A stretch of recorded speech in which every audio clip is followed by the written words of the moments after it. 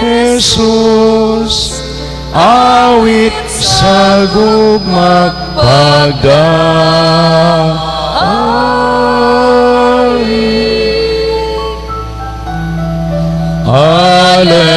Hallelujah, Hallelujah, Hallelujah.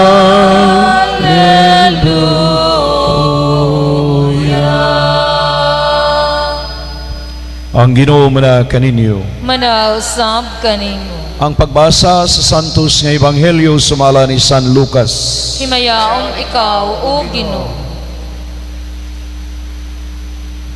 Si Jesus mingon sa iyang mga tinunan, ingon sa nahitabo sa panahon ni Noe, mausabo niya ang mahitabo inigabot sa anak sa tao. Nagpadayon ang tanan pagpangaon ug pagpanginom, ug nagminyoay ang mga lalaki ug ang mga babae, hangtod sa adlaw sa pagsulod ni Noe sa arka. Unya miabot ang lunop ug milaglag kanilang tanan. May sama usab kini sa panahon ni Lot. Ang tanan nagpadayon pagpangaon ug pagpanginom, pagpamalit ug pagpamaligya, pagpananom ug pagbuhat ug balay. Sa adlaw sa pagbiya ni Lot sa Sodoma, ang kalayo ug asopre miulan gikan sa langit ug milaglag kanilang tanan. Mausabo niya kini ang mahitabo sa adlaw nga ipadayag ang anak sa tao. Ang atuwa sa ibabaw sa atop sa iyang balay niadtong adlaw kinahanglan nga dili manaog ug musulod sa iyang balay aron pagkuha sa iyang mga kabtangan. Ang atuwa usab sa iyang uma kinahanglan nga dili mupauli sa iyang balay. Hinumdumi ninyo ang asawa ni Lot, ang maninguha pagluwas sa iyang kinabuhi, mawad-an Hinoo niini, apan ang magwagtang sa iyang kinabuhi, magluwas niini. Niadtong gabi una, may duha ka tawo nga magdulog sa higdaanan. Kuhaon ang usa ug ang usa ibilin. Ug may duha ka babae nga maggaling. Kuhaon usab ang usa ug ang usa ibilin. Ang mga tinun-an ang utana kaniya, asa man Ginoo? Si Jesus mitubag, hain gani ang lawas nga patay, adto usab didto magpundok ang mga agila. Ang ebanghelyo sa atong kaluwasan. Daygon ikaw, O Kristo. Mayong buntag kanatong tanan.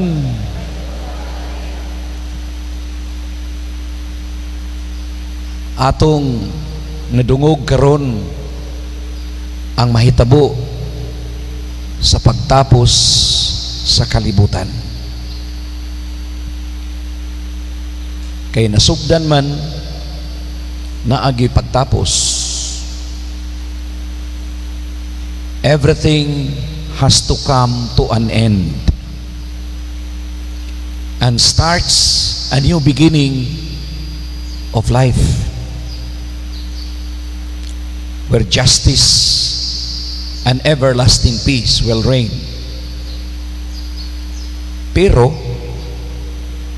aduna gayoy kagulanan nga moabot. Si Lot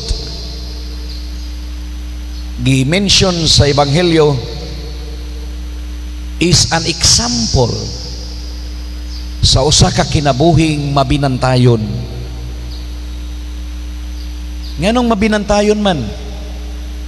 Tungod kay sa kanunay naa sa iyang hunahuna ang hustisya sa Dios. Naa kanunay sa iyang hunahuna ang hukom sa Dios.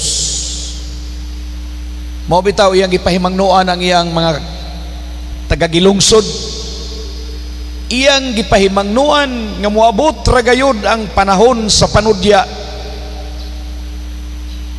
ug miabot yun. Mao na ang gihatagan ni Lot og warning. Si Noe ug si Lot gihatagan sa Dios og pahimangno nga moabot gayud kining mga butanga ug pangandam kamo. November is about to end. Di ba? Duha na lang ka Domingo, magsugod na pod ang Adbiento, Christmas season. It is very understandable nga ang liturhiya kay motapos man, lain na pod nga cycle sa liturhikanhong kalihukan sa simbahan ang paga sa ulugon. Mutapos kita usa ka Domingo karon, then another Sunday is Christ the King, then the last Sunday is a new beginning of another cycle. Mao na nga ang simbahan nagpahinumdum kanato, sundon ta ang mga tao nga mga gipahimangnuan sa Dios sama ni Noah og ni Lot, ug atong kuha ag panig-ingnan what happened. It is not historical, it is about also to happen.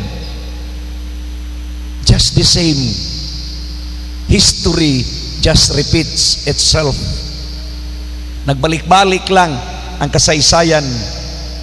God will surely give His judgment. Mao nang gipahimangnuan ta ni Noah sa umaabot nga hukom sa Dios, and yet sa iyang kapanahunan ang mga tao were very, very indifferent. Gi-ignore nila ang pahimangno ni Noah. Just as the same today, people ignore the warnings of God. Busa mga igsoon, destruction will come, and it is slowly happening. We are not being scared, kay nahibaw naman ta unsa isang putanan sa tanan. We are being forewarned aron ma-encourage kita. So duha ka butang ang angay natong buhaton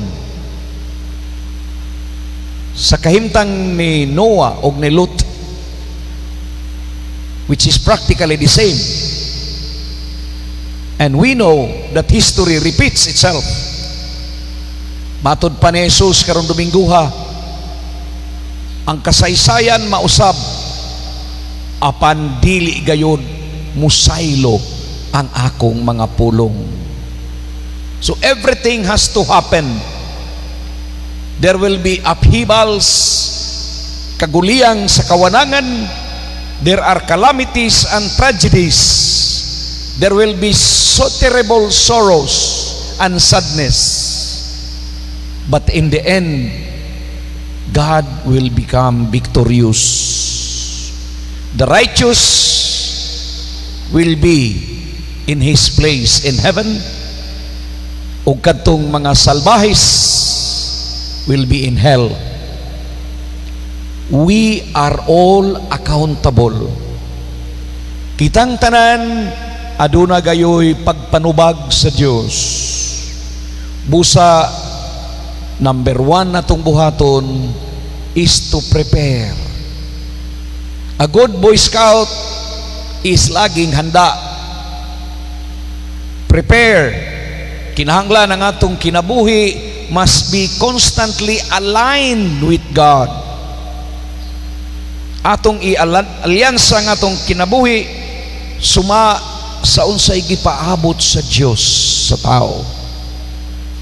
Ang atong mga buhat ang atong mga sulti kinahanglan atong ipakita sa matinud-anon tang pagpangalagad sa atong pamilya ug sa uban. That's number one. Life is full of surprises. Watakibaw kung sa atong dangatan, pero por siguro ang atong yung dangatan mao ang kamatayon. No one escapes death. Mo bitaw ng uban nangandam na daghang kay mga life plan, unsa na mga insurance, unsa na mga daghang kay mga butang nga atong pangandaman. Are we really insured in God? Nagbayad ta kada buwan sa atong mga insurances, medical bills, ug uban pang atong mga maintenance. How sure are you nga ang imong medisina will last forever? Mao na nga mangandam ta. We don't know in the next few hours maputol ang atong kinabuhi. So be prepared. Be prepared. Mao nang uban muhilak tamas ginhawa because they did not expect the worst to happen. Busa life is full of surprises. You will never know what is in the doorstep prepared for you. Number two, you must be faithful. Matinud-anon, remain in faithfulness in whatever you do in life. So usa, mangandam. Ikaduha, be faithful to whatever is expected from you. Og hinumdumi, ang kinabuhi dili puro kaon, dili puro inom, dili puro hayahay. Hinumdumi pagayo that life is to fulfill unsay gusto sa Diyos kanato. Mao na mga igsoon, follow this advice and you are secured in the hands of God.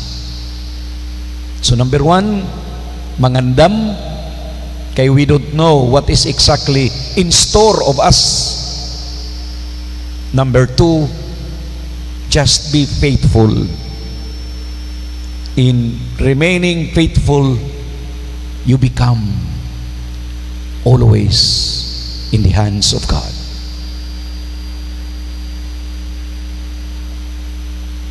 Pagampo sa katawhan. Mga igsoon, pinagay ning hiniusa nga pagampo, mga muyo kita sa atong Ginoong Hesukristo, dili lamang sa atong kaugalingon, kundi alang sa tanang katawhan. Busa sang pitunta ang Diyos sa pagingon, Ginoo kaluy-i kami. Ginoo kaluy-i kami.